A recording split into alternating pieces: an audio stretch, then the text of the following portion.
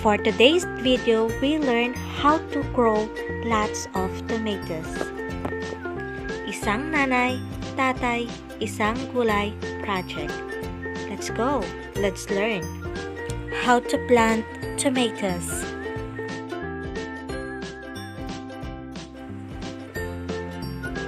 Take some fresh tomatoes, cut them into slices.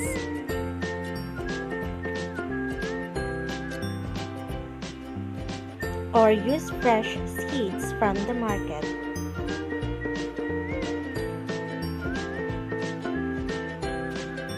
These are the seeds.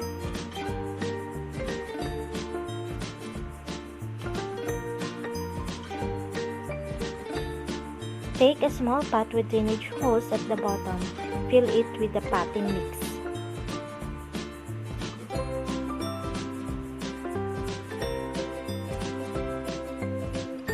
You can use seed starting mix for that, just 60% normal garden soil plus 40% vermicompost.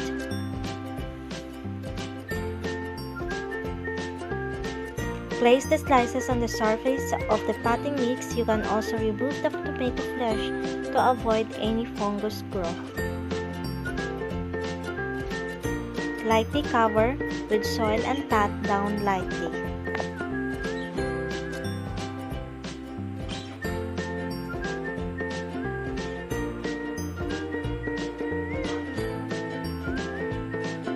Water well.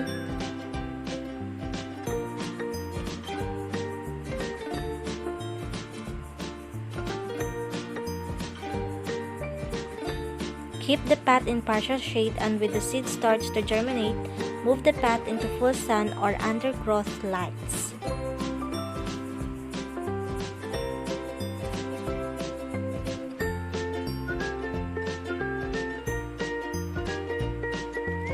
Seeds can be sown from September to October.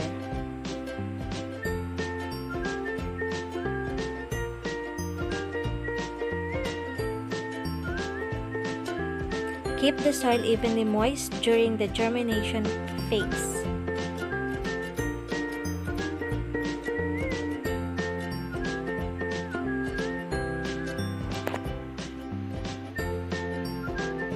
When the seedlings are 6 to 8 inches tall, at that point you can transplant them at the final location.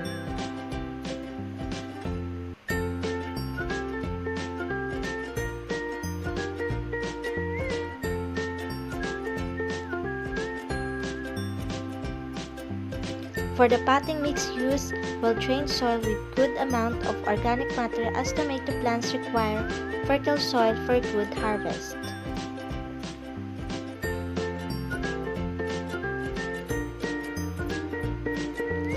% garden soil, mix well before use, and 40% organic compost.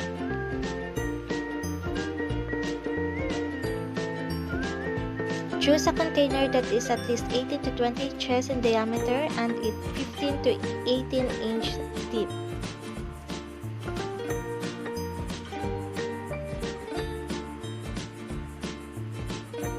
Fill the bag with the potting mix.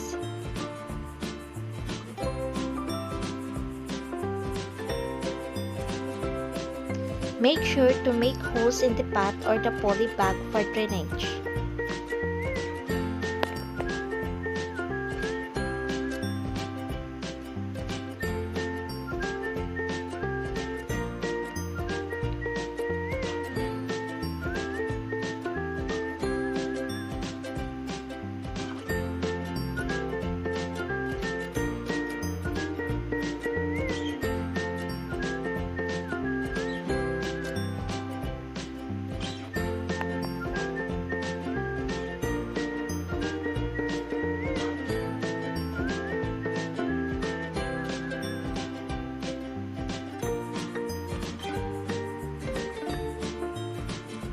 With the help of gardening tool, take the plants out from the seedling pot. Make sure not to disturb the roots during the transplanting process. Keep the root ball intact to avoid any transplant shock.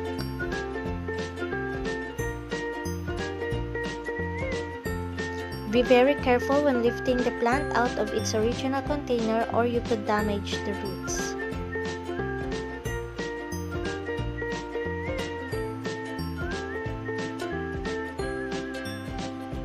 Dig a hole about 6 to 8 inches deep.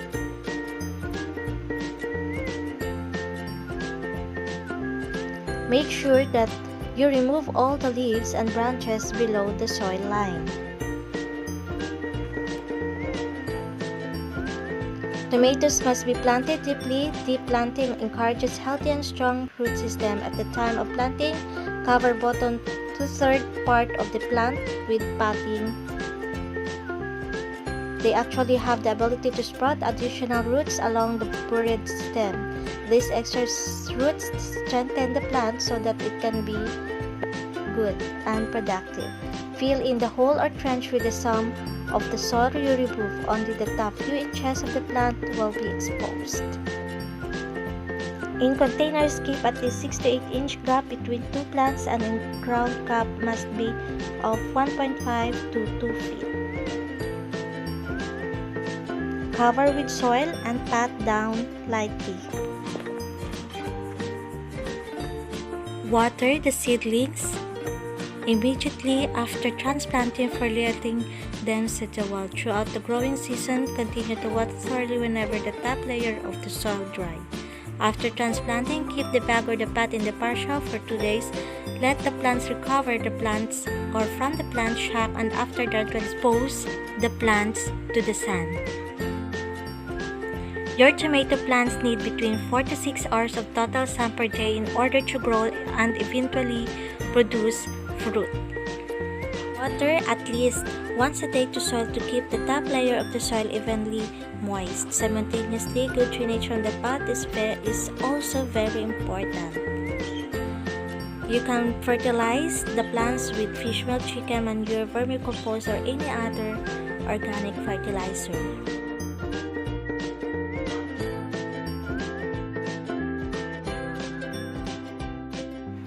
Mix well in the soil, then water the plants thoroughly. You will need to repeat the fertilizing processes after 18 to 20 days.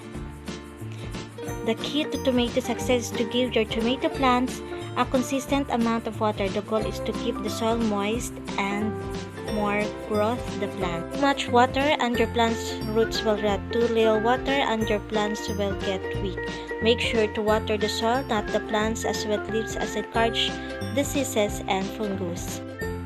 Spray the plants after every 6-8 days with homemade organic pesticides made from neem oil, garlic, and here are the formula.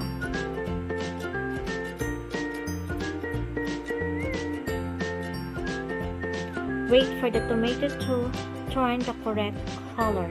Check the plants daily once they begin to ripen to ensure peak flavor. Gently twist the fruits and avoid pulling at the vine. Harvest your tomatoes one by one once they develop their red colors. Can be plucked by gently pulling at the stem of your fingers or use sharp scissors to snip them off their branches. A fully ripe tomato will be softer. A fully ripe tomato will be softer than the unripe ones. Before you eat tomatoes that you harvest, wash them thoroughly with water. This will help you to remove any fertilizer, risk, dirt, or bacteria. Thank you so much.